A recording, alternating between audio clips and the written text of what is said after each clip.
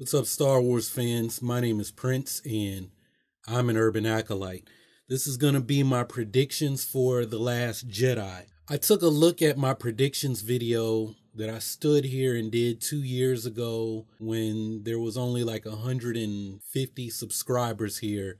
I had to laugh because I think I was wrong about just about everything, and some of the theories or speculations that I threw out there, as I'm listening 2 years later, I'm like, wow, I can't believe I used to think that. But it is what it is. We all grow, we all change, we all adapt.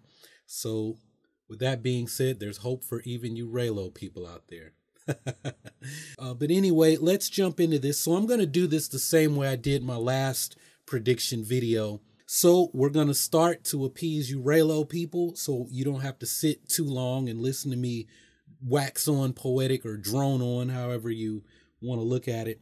We're going to start with these two. So first off, the big theme for this movie is going to be about meeting your heroes and sometimes finding out that your heroes aren't what they're cracked up to be.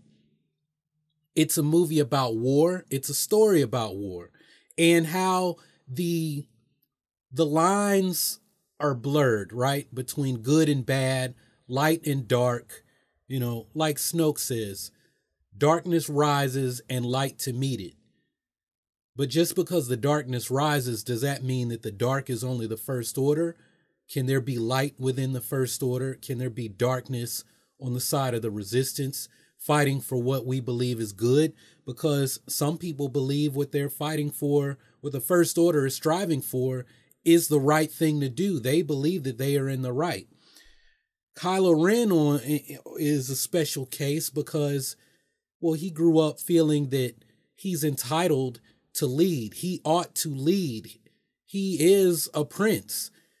Look at, General Leia Organa is his mother.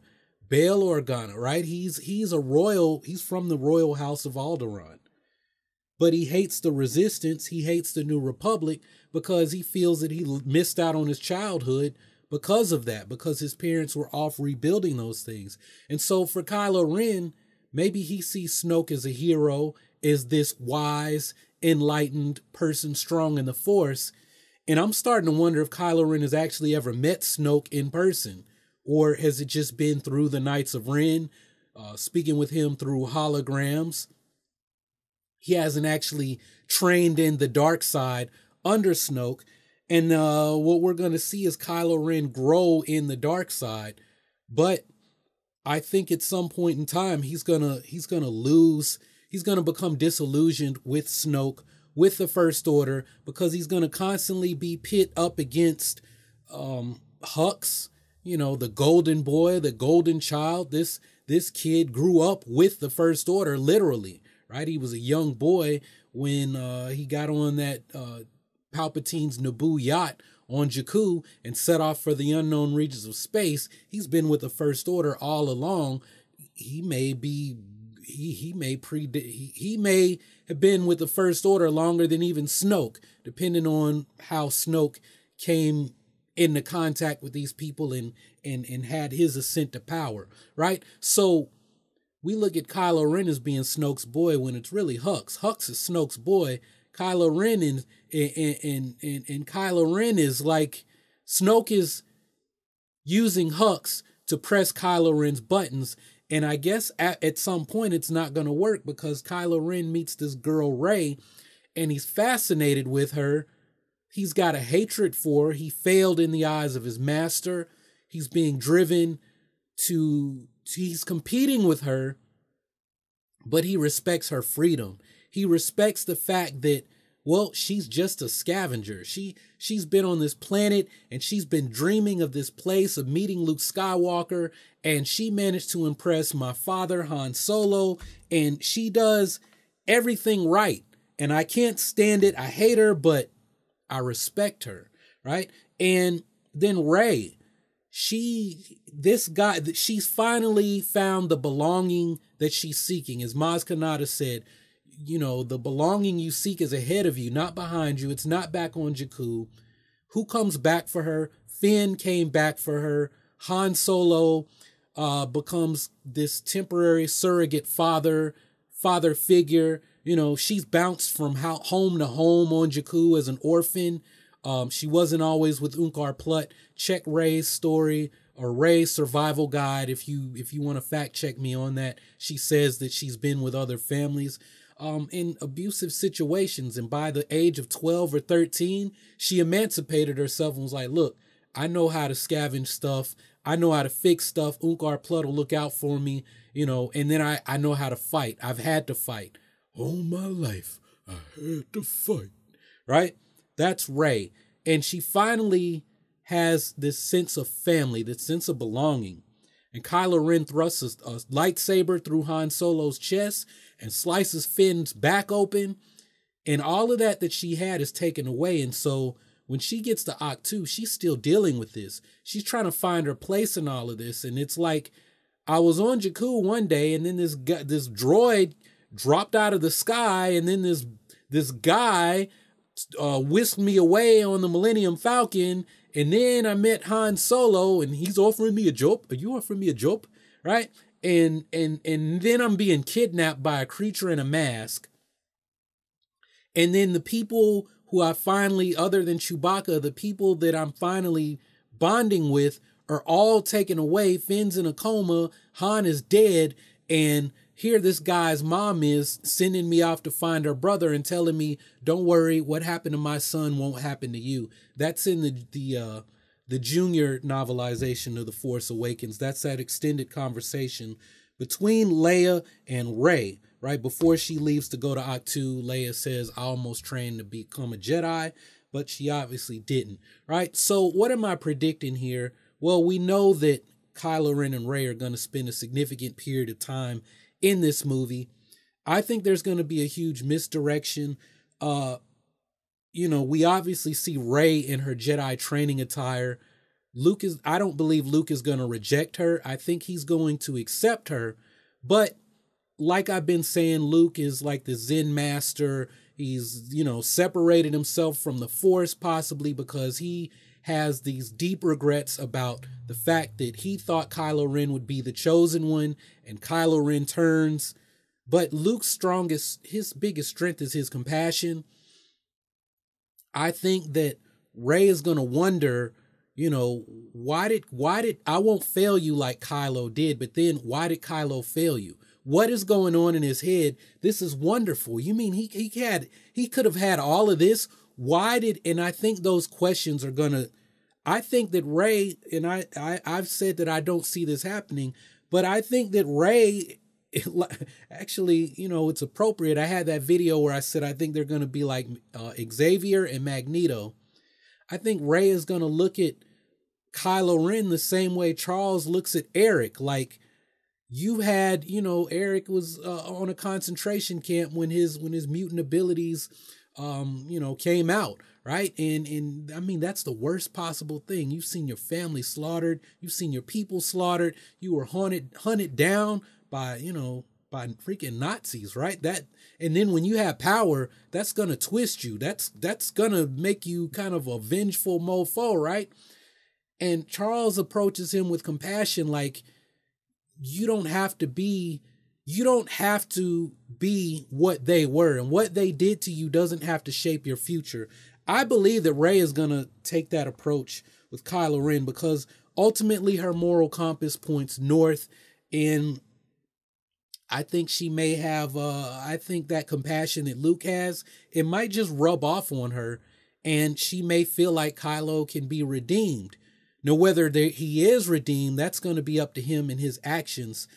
I think that this character, this Kylo Ren character, and the Skywalker saga as a whole, they're going to blur the line of what it means to be light and dark, selfish and selfless, meaning Kylo Ren. I think that this character specifically is going to blur the lines and blur the ways that we look at the Force. And I've spent so much time talking about them because I really feel like this trilogy, this saga is really, at the end of the day, it's going to be about Kylo Ren and Rey awakening in the Force and where they take the Force. These other characters aren't side characters. There's still a big story going on. They're going to move the bigger story, right? So let's move to Finn and Rose. So we know that Finn is going to wake up from his coma. He's going to show new skills or skills that he already had that we didn't really see in The Force Awakens. But his thing is he wants to run. The last thing he knew, he was fighting for Rey. He was fighting Kylo Ren to save Rey, and then it was curtains. He blacked out, and now he wakes up. Where's Rey? Rey! Where's Rey? What's going on? And through the questions that Finn is asking is what's going to bring us up to speed on what's gone on in the 2 weeks or however long Finn has been in his coma. In one book, he had been in a coma for 10 days after they return from Starkiller Base, and Rey leaves for Ahch-To to find Luke, right? So that's in one book. I don't know if that's going to be what we see.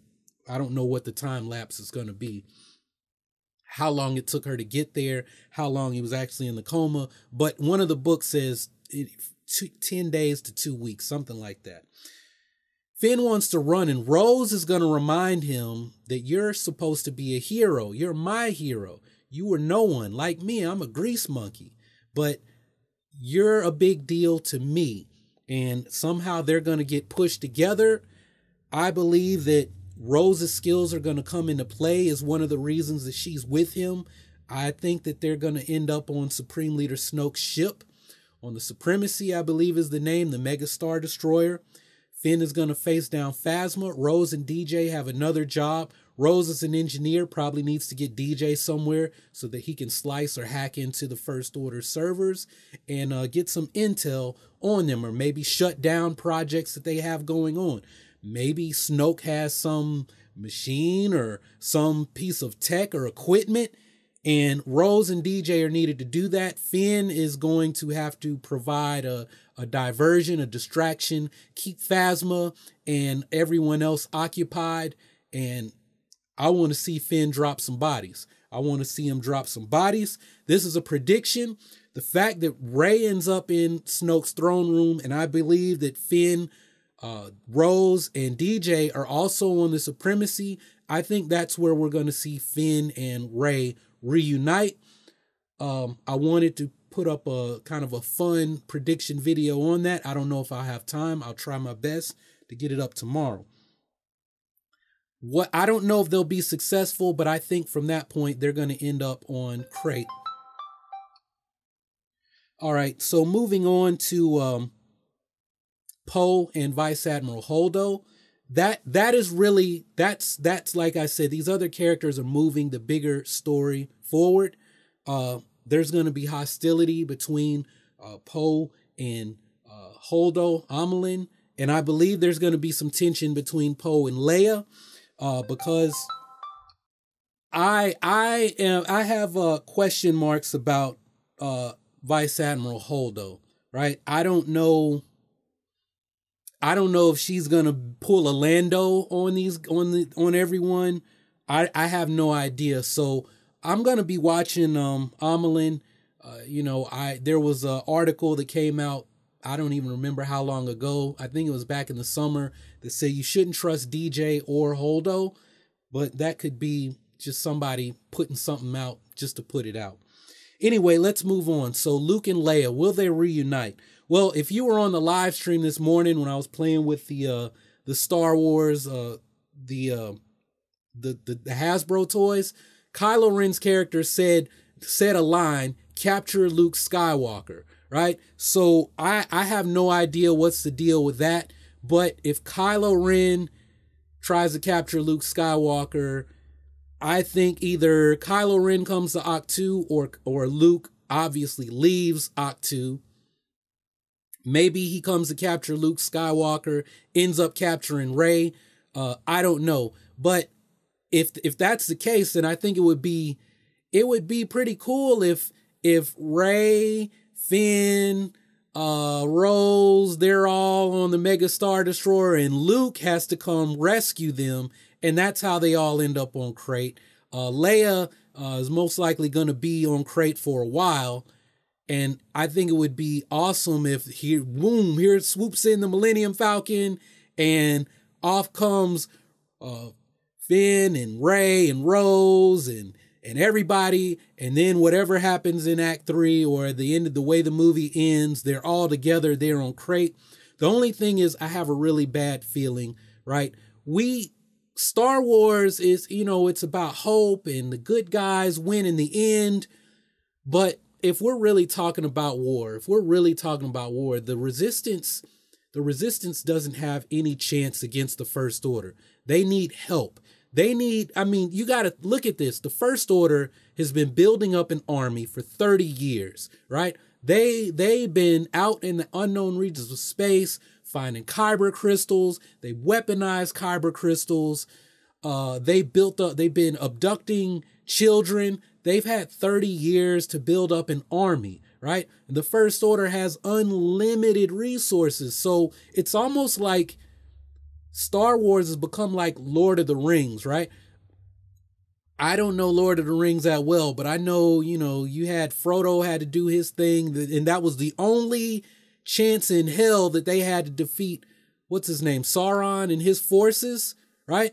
So I really feel like we're going to see the beginning of the end of the resistance in this movie, right? We're going to see some, oh man, yeah, we're going to be up hype.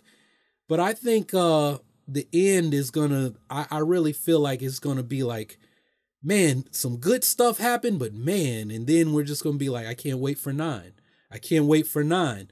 But my prediction is we're going to have every question that we have answered. I think Luke Skywalker is going to do a little something. I think he will reunite with Leia. We'll get that fan service. But I think the resistance is going to get crushed. I think they're going to get stomped. And 9 it's going to be the rise of the First Order. I really feel like this is going to be like the prequels. And when I say like the prequels is about the rise of the Empire. I think this is going to be the rise of the First Order. And 2 years from now, 2019, we're going to be talking about 2020, the First Order won, and what happens now. And I really feel like that is all setting the stage for Rian Johnson's trilogy that he's doing. What does that mean? Who's going to die? Well, unfortunately, Carrie Fisher's not here with us anymore, but I think it, puts us in a good place to explain why Leia won't be in 9. I do think Luke will be there because Mark Hamill has not shaved his face yet. So if you haven't subscribed already, go ahead and click on that subscribe button so that you can take your first steps towards becoming an urban acolyte. Embark on the journey of becoming the hero of your own story and become a force for change in your community. Continue to support the channel. You can do that by checking out more videos and sharing this in your favorite Star Wars groups online. Anyway, that's all I got for this one. Thanks for watching. Y'all keep on breathing, and may the force of others be with you. Always.